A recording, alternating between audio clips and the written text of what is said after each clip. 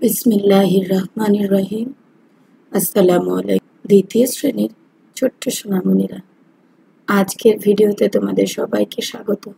আজ আমি তোমাদের প্রাথমিক গণিত বইয়ের অধ্যায় 5 পরিমাপ নিয়ে আলোচনা করব। পৃষ্ঠা 119। শিক্ষার্থী বন্ধুরা, তোমরা কি কেউ বাংলা 12 মাসের নাম জানো? আচ্ছা, ঠিক আছে, না জানলে অসুবিধা নেই। আজকে আমরা বাংলা 12 মাসের নাম শিখব। বন্ধুরা, বাংলা 12 মাসের মধ্যে প্রথম মাসের নাম হচ্ছে বৈশাখ। বৈশাখ হচ্ছে বাংলা 12 মাসের মধ্যে প্রথম মাস।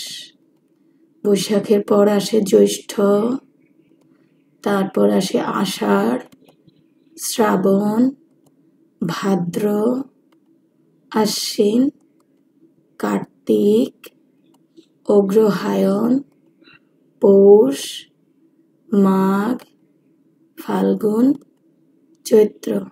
চৈত্র হচ্ছে সর্বশেষ মাস। তাহলে এসো আমরা গুণে দেখি 12টি মাস হয় কিনা। 1, 2, 3, 4, 5, 6, 7, 8, 9, 10, 11, 12। তাহলে বাংলা বছরে 12টি মাস। এই 12 মাসের মধ্যে প্রথম মাস হচ্ছে বৈশাখ। বৈশাখ মাসের 1 তারিখ, পহেলা বৈশাখ। তোমরা খুব উৎসব করো, তাই না? লাল সাদা জামা পরে বৈশাখী মেলায় যাও। পয়লা বৈশাখে মেলা হয়। মেলাতে গিয়ে বিভিন্ন রকমের খেলনা, পুতুল, মুড়ি, মিষ্টি এগুলি কিনে থাকো, তাই না বন্ধুরা? চৈত্র হচ্ছে বাংলা বছরের সর্বশেষ মাস, 12তম মাস। ঠিক আছে? বৈশাখ মাস হচ্ছে বছরের প্রথম মাস এবং চৈত্র মাস হচ্ছে 12তম মাস। এসো আমরা আবার পড়ি। বৈশাখ, জ্যৈষ্ঠ, আষাঢ়, শ্রাবণ, ভাদ্র, আশ্বিন, কার্তিক, অগ্রহায়ণ, পৌষ, মাঘ, ফাল্গুন, চৈত্র। তোমরা আমার সাথে পড়ো। বৈশাখ, জ্যৈষ্ঠ, আষাঢ়, শ্রাবণ, ভাদ্র, আশ্বিন, কার্তিক, অগ্রহায়ণ, পৌষ, মাঘ, ফাল্গুন, চৈত্র। আমরা চলো বাংলা 12 মাসের নামগুলো একটু পড়ি। বৈশাখ, তারপরে কি আসে বন্ধু? জ্যৈষ্ঠ। তারপর কোন মাস মনে আছে? আষাঢ়, শ্রাবণ, ভাদ্র, আশ্বিন, কার্তিক, অগ্রহায়ণ, পৌষ, মাঘ, ফাল্গুন, চৈত্র। তাহলে আমরা এখানে পরপর 12টি মাস পেলাম। বৈশাখ, জ্যৈষ্ঠ, আষাঢ়, শ্রাবণ, ভাদ্র, আশ্বিন, কার্তিক, অগ্রহায়ণ, পৌষ, মাঘ, ফাল্গুন, চৈত্র।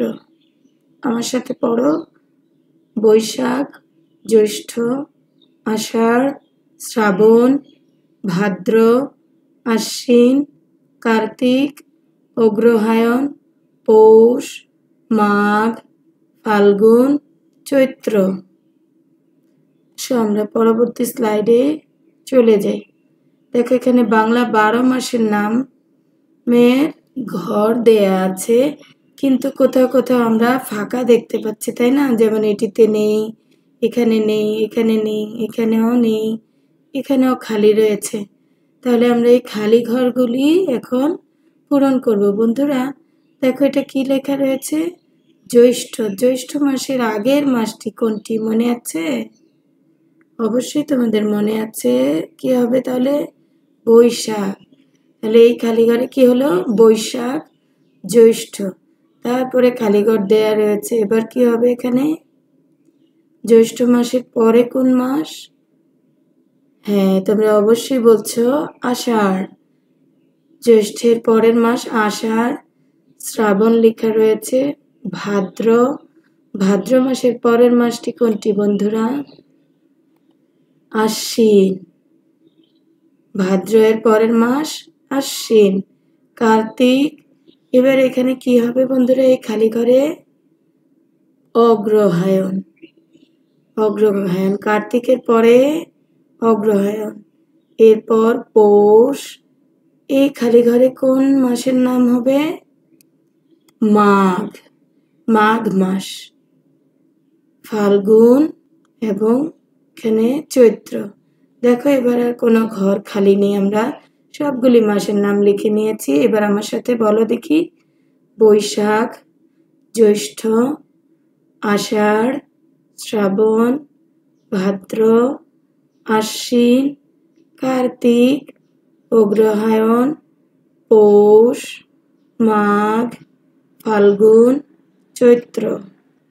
শিক্ষার্থী বন্ধুরা, দেখি তোমরা বলতে পারো কিনা আষাঢ় মাসের পরের মাস কোনটি?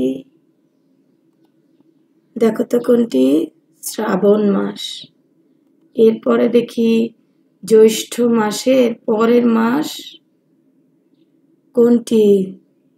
মনে করতে পেরেছ? আষাঢ়, জ্যৈষ্ঠ মাসের পরের মাস আষাঢ়। মাঘ মাসের আগের মাস কোনটি? মনে করে দেখো, পৌষ, পৌষ মাস হচ্ছে মাঘ মাসের আগের মাস। ফাল্গুন মাসের পরের মাস কোনটি? ফাল্গুনের পরে আসে চৈত্র। এক বছর সমান কত মাসে এক বছর বন্ধুরা?